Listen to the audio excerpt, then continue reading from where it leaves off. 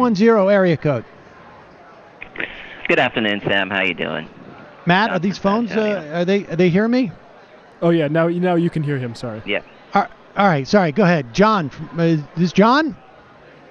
Yeah, it's John from San Antonio. How you doing, Sam? Good afternoon. I'm doing good. Hi, John. What's on your mind? Yeah, in the latest NARAS poll that came out yesterday, Republicans who say that the midterms are very important to them have increased their numbers from July from 68% to 80%. This is, in Marist. Also, Democrats are up just 2 points from 80% to 82%. Another negative data point comes from Quinnipiac, where the poll earlier in September had them up by 14 points in the generic ballot. Now they're only up by 7 points. 538 has the percentage of Democrats winning the House in the classic mode at 75.5%, which is down from the peak of 83.1 on September 16th. Also on 538, the Senate Democrats are only at a 23.4% chance of winning the Senate, which is the lowest number outside of this week since August 24th. And on Sunday, Democrats had a 31.9% chance. So it's a drop of 8.5% since then.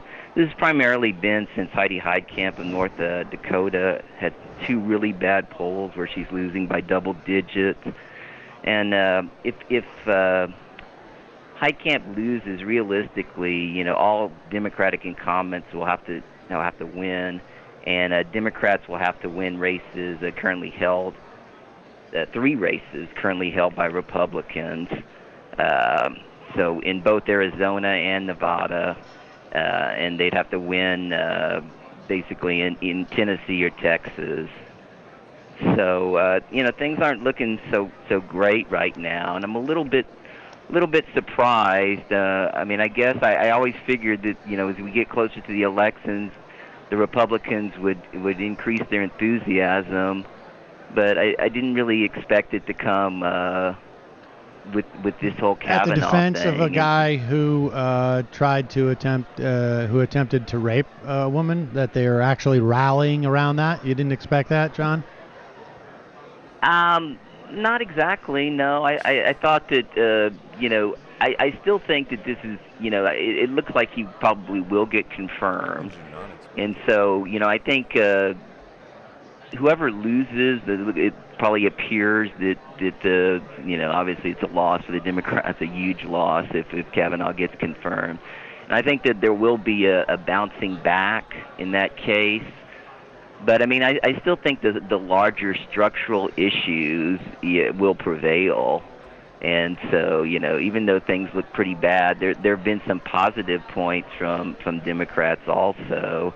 I'm a little bit surprised at how far the Senate has gone down, since most people really didn't expect Heitkamp to win anyway, and so I think that drop is a little bit further than it should be. But I'm not really.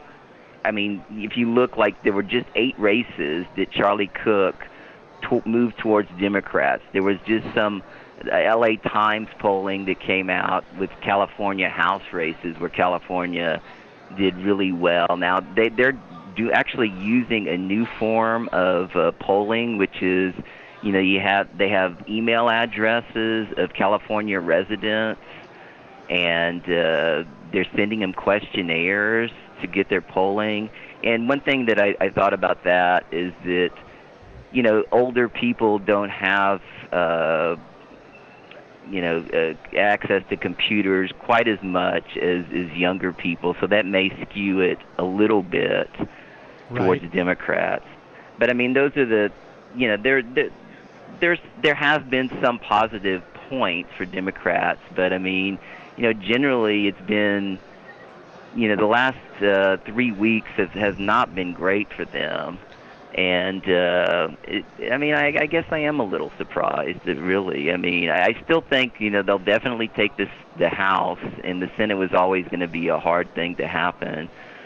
But it is a bit surprising, because from what I'm hearing is that people, it's not just the core Republicans, it's more people who lean Republican, and more men, obviously that are leaning towards. Look, this is completely consistent with what we know about Republicans, and to a large extent, we have gone through a period of time where we thought. And I don't know what's going to happen with Kavanaugh, and I do think that there is reason for Mitch McConnell to be somewhat nervous or want to avoid passing somebody in the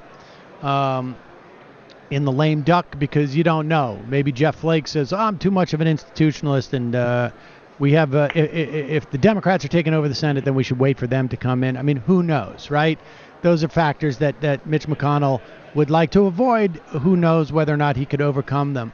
But, I mean, so much of this, folks, and I appreciate the call, John, we'll see. So much of this was predictable 2.5 years ago and more. If the Republicans win, and they have the presidency, and they have the Senate, and not as relevant in this instance, but they have the House, to some extent, it's relevant. They're going to put on the court the worst of the worst. This was obvious from day one. There's no mechanism that the Democrats can do. There's no magic. The idea that it's gotten this close with the Kavanaugh, I think, largely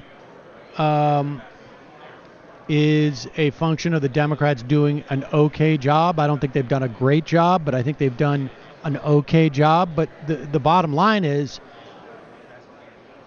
they would have to be operating on a level of efficiency and strategy that rarely happens. And then they'd also need luck. They want to lose. It's the plan. I mean, because they're fucking corporatists, and you still dodge for them every single day. Right. I mean, they're fucking corporatists.